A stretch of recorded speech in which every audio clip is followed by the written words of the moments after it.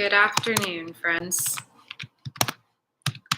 For anyone who pops in while I happen to be live, please say hello in the chat. And it is 5:08 p.m. Eastern Time on Wednesday, May the 28th. And I was online earlier for my promised office hour and did not record any volume. The video was silent. So I had some things that I wanted to tell you all about, and I'm out here in the bigger space and I don't have the same bright morning light, and apparently my microphones have failed, and we're just going to see how this goes. So I'm going to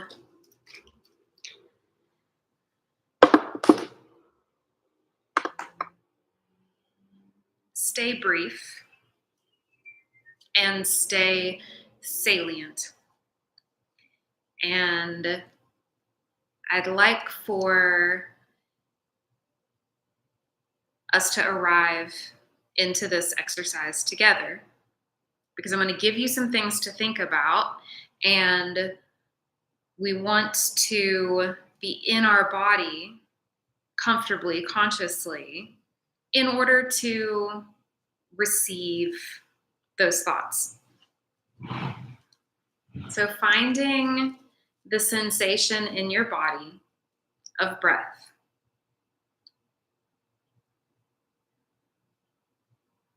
And feel how your body opens to receive it. Feel how your body softens and expands to receive it. Keep it soft at the top. And when you exhale, compress your rib cage into your body. Squeeze that lung tissue, just like squeezing dirty water out of a sponge. Breathing in to soft space, to stretch, to heavy, connection with gravity.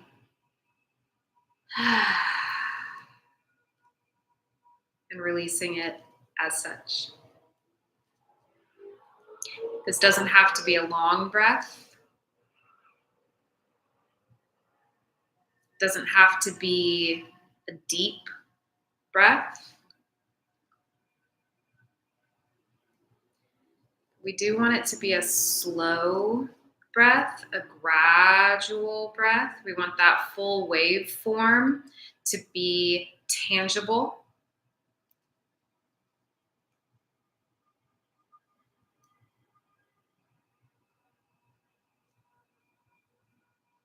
Hold the top of the wave for just a little bit extra before you release it. And as that wave comes down, just coast with it for a moment. And then fill back up again. And feel that rhythm. Feel the oscillation. It's important to be able to feel and follow and pace yourself into that oscillation, because that's your breath.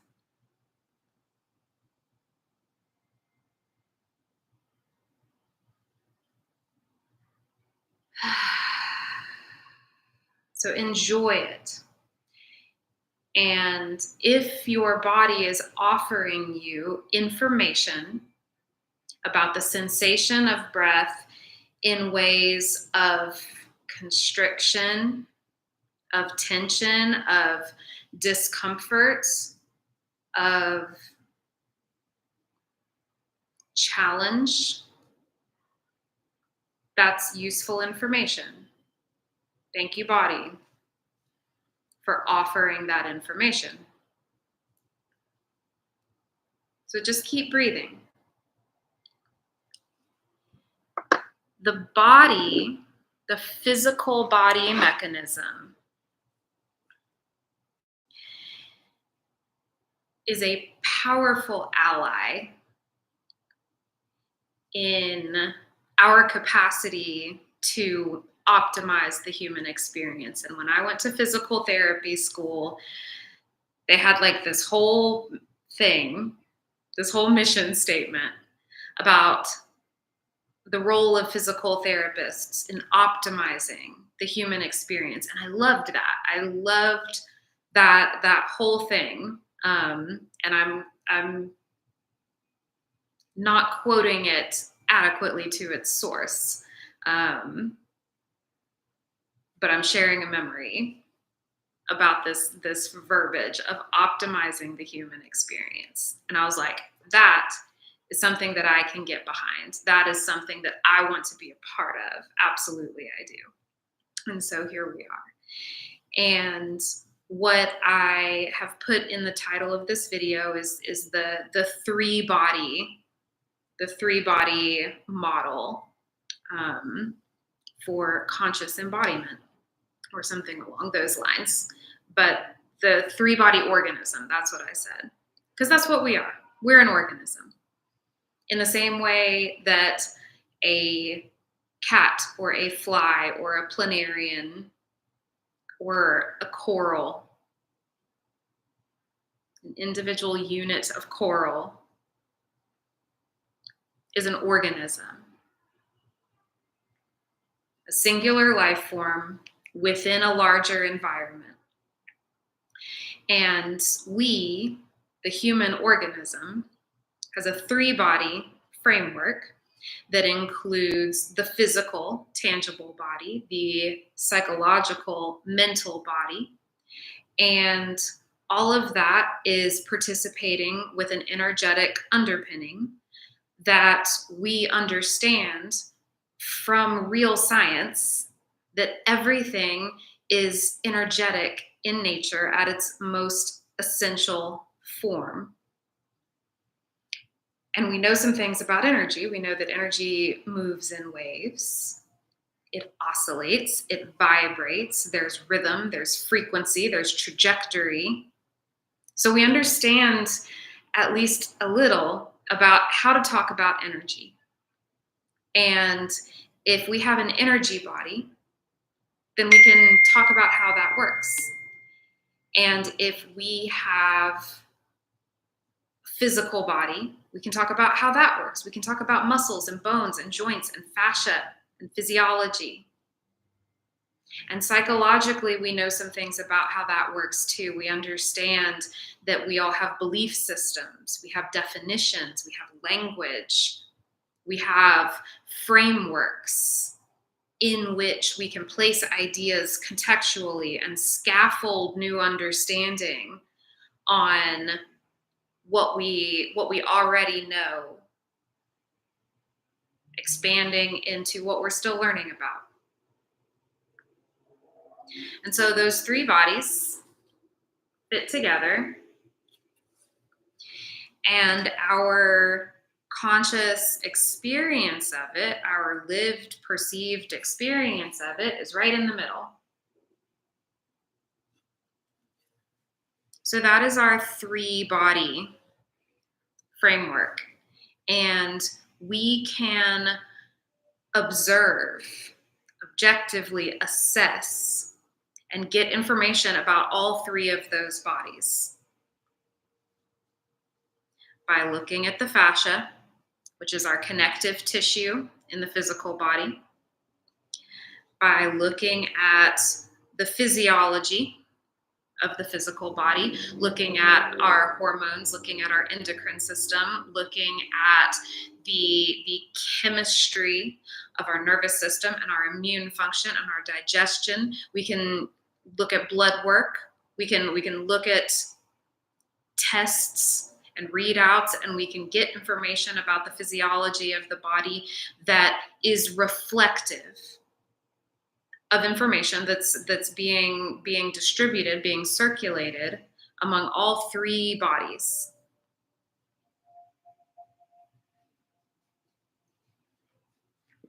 And finally, we can look at attention, and we can consider subjectively, what is the individual organism experiencing? What is their attention most drawn to? Do they have threats in the environment? Do they have pain in the physical body? Do they have distracting psychology that is not conducive to the kind of experience they're trying to have? Things that create friction, discomfort, fatigue, malaise, depression, anxiety, overwhelm, whatever. What is the attention being drawn to in any given time? These are things that we can make observations about. Observations are useful. Data is useful. Information is useful. And that would be what we think of as a top-down approach, because it's head oriented, it's logic, it's rational, it's intellectual, it's let's make some observations and make some deductions and reasoning around that, and that's all fine. That's important, and there's a time and a place for that, and it's valuable to know that we can objectively gather information about these variables, and at the same time we don't have to work that hard. We don't have to think that hard. We can bottom up this work by going through the somatic experience, by going through the physical body, by going through the physical mechanism. And we can do this in 3 vectors.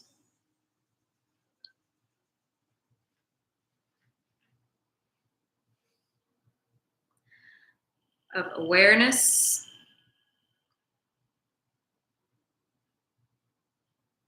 paying attention to something by default compared to paying attention to something on purpose. Awareness is just mindfulness, it's purposefulness, it's choosing a point of focus rather than sort of being assaulted by the experience that you're moving through. Selecting a trajectory. Breath. That's why we started with breath. Because when we work with the breath, we are working with all 3 bodies. We are working with the physical mechanism. We are working with our mental self and our willingness to focus, sensations. And we are literally mobilizing energy, mobilizing pressure and chi in and out of the body. So we can do a lot with breath. And finally, intention. We started with attention. Now we're talking about intention. Because intention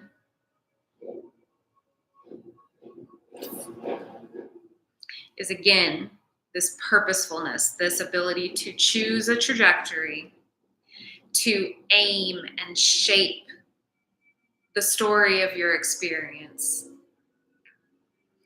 in a particular way, in a particular direction, towards a particular preference.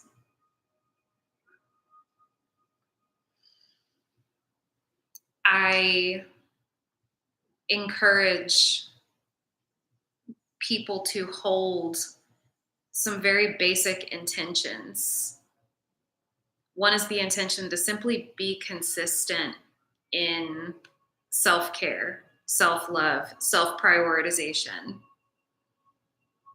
If you want to feel better, whatever it is that you're healing from, we have to be consistent in our intention to feel better. Because it's so easy to get into our own way.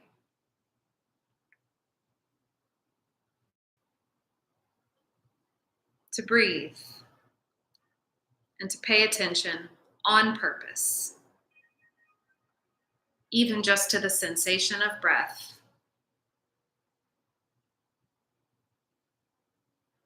Because that takes energy, that takes work. Work on the mind, work on the physiology to zoom into that task and slow the mind way down to body speed.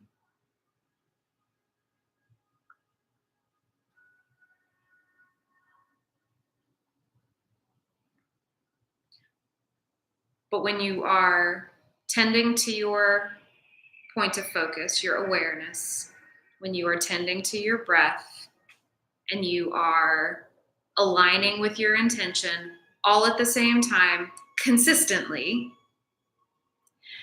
you create real physiological changes in your body.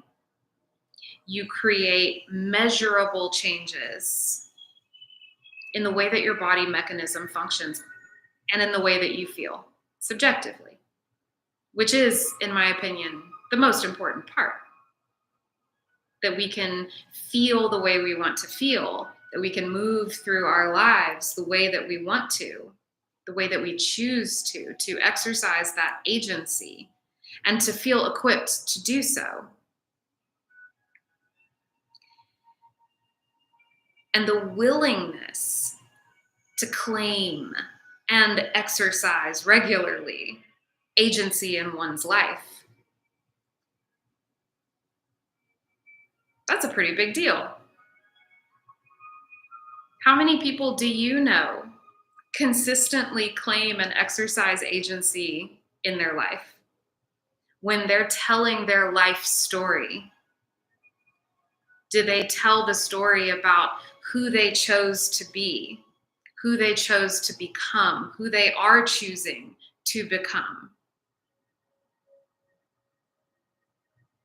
Or are we stuck on what's already happened? Are we stuck on problems? Are we stuck on old data that's not really relevant anymore? And as always, that does not diminish the importance of the experience. We all have memories. We all carry things inside of us. We all carry those stories of how we got to where we are right now. But those stories, part of that mental body, determining how energy flows through the physical mechanism, those stories are powerful. So let's tell empowering stories, true stories. Just with a certain level of understanding and compassion and hope. A certain level of trust that the physical body is an ally in this work, is a vehicle, is a trustworthy source of information and wisdom and support. That the physical body is not a liability or an obstacle or, worst of all, an enemy.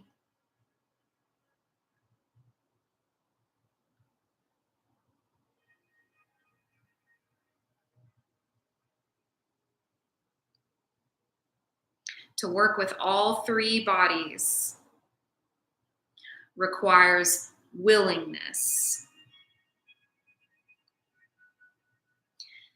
To want, to desire, to intend to work with all three bodies. to synergize, mobilize, interact with, create relationship within all three bodies, because they are in relationship with one another and they are in relationship with the surroundings, with the room that we're sitting in, with the other people that you interact with. There's always relationship. So to desire that relationship with self, to trust that it's worth it,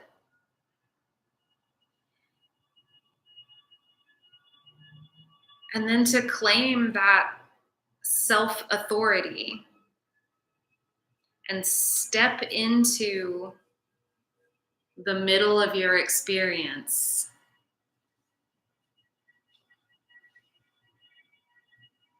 and drive it.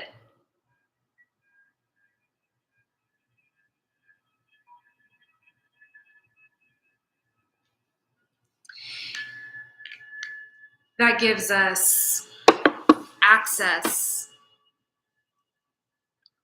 to intrinsic medicine, to real chemical, physiological shifts in our body mechanism that are healing and regulatory, that are balancing for our endocrine system and our immune function and our inflammatory responses, our nociception, awareness of pain,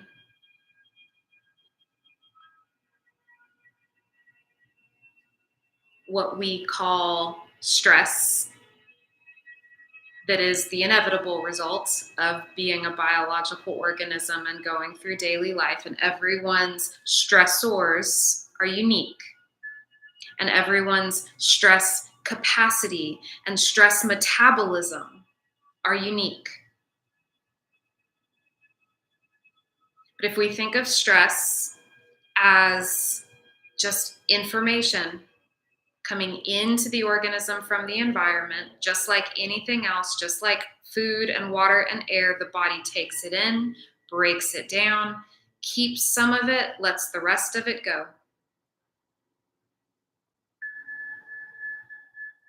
That is how the mechanism is designed to work.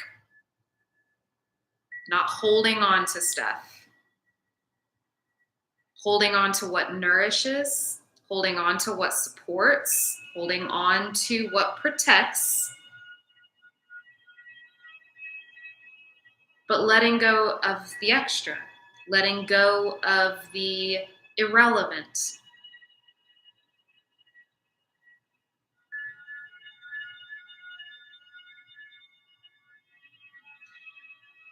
So we work with the breath and the fascia. We can make observations about the physiology, but our attention and our intention influence the trajectory of this three-body organism.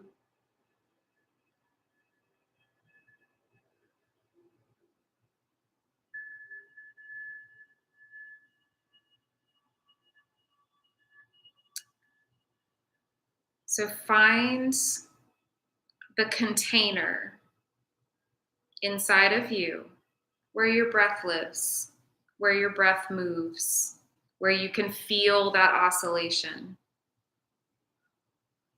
Feel how your body creates space and releases again.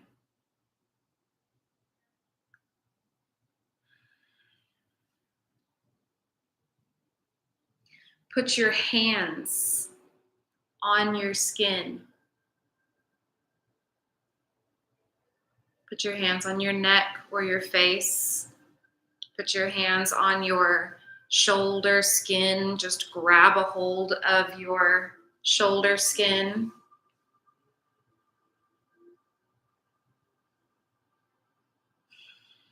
skin to skin, flesh to flesh. So there's contact, traction there, and your arms can just rest. And hold that hug and feel your fascia and feel your body heat. Feel the sensation of your heart beating in the middle.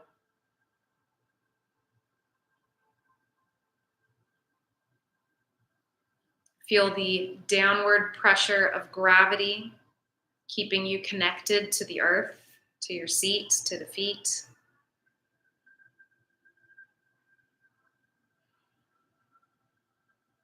We've got breath, we've got gravity, we've got fascia, we've got bones.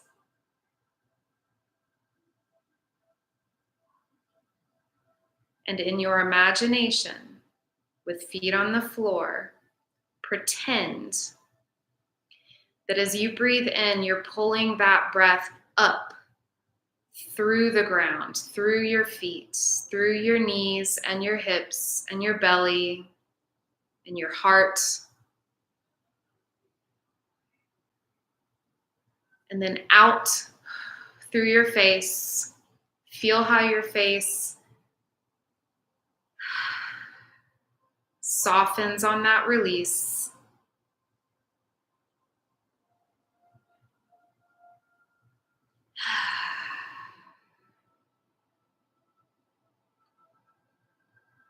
And let yourself get heavy on that exhale. And let that go. Whatever it is. Whatever it is that isn't relevant to hold anymore, just let it go.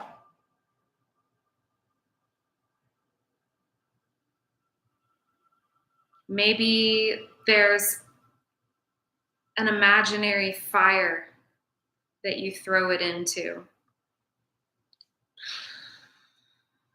Maybe you think of it just shining out of you, landing back on the ground, landing back to the earth, back to the environment. Everything is energy, which means at the end of the day, it comes down to in and out. We breathe in, the body receives it, breaks it down, circulates it, dissolves it, and dissolves into it. And then as we release the exhale,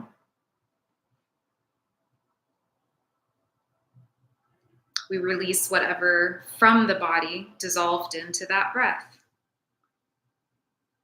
So in your mind's eye, in your imagination, visualize each individual molecule of oxygen as it enters your lungs and absorbs into that spongy lung tissue,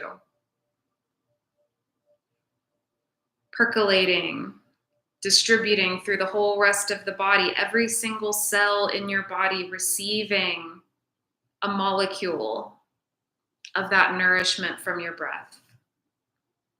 And in your imagination, see it happening. See the oxygen going into your cells. Breathing in and receiving. Releasing, sinking down, heavy bones, soft body.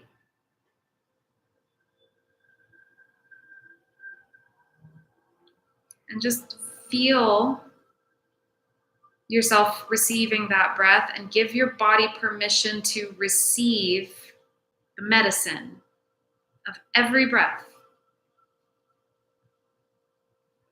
And put your hand on your body somewhere where you want a little extra support.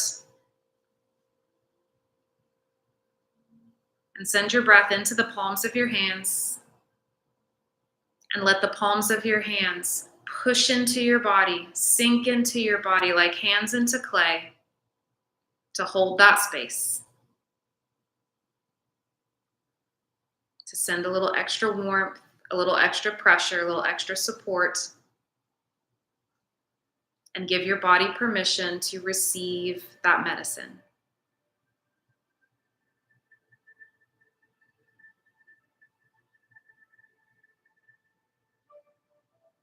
And keep breathing. And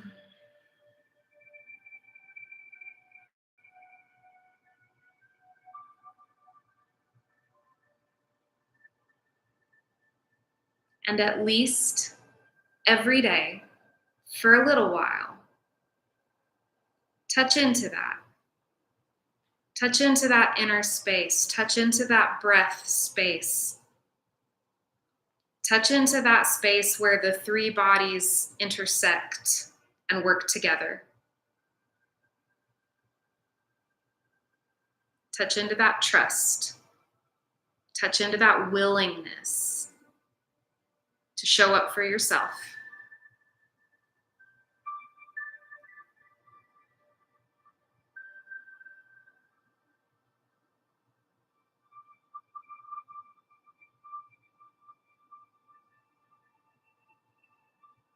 And receive my gratitude for doing that, and for being here, and for being curious. And I will see you next time.